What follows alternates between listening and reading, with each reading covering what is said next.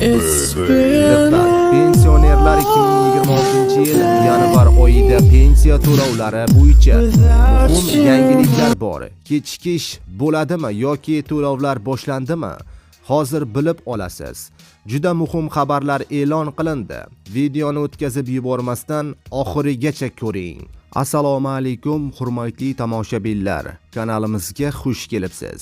Agarda kanalda yangi bo'lsangiz, like tugmachasini bosib qo'yib, kanalimizga obuna bo'lishni unutmang.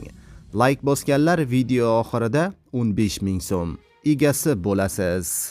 Diqqat qiling, 2026-yil yanvar oyida pensiya to'lovlarini naqdsiz shaklda oluvchilarga mablag'lar to'liq 100% moliyalashtirildi.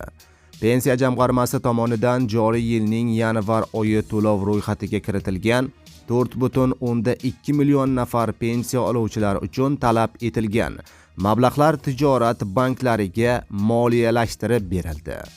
O'z navbatida pensiya to'lovlarini naqd shaklda oluvchilar, ya'ni 3,8 million nafar yoki pensiya oluvchilarning jami 89% fuqarolarning bank kartalariga mablag'lar to'liq yuklab berilishi ta'minlandi.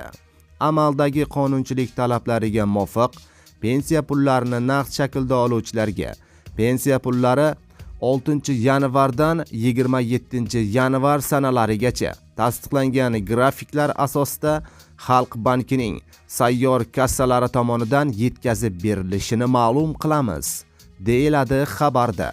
Aziz do'stlar, ushbu xabarlarimiz O'zbekistonda yashayotgan barcha pensionerlarga yetib borishligi uchun o'z hissangizni qo'shing.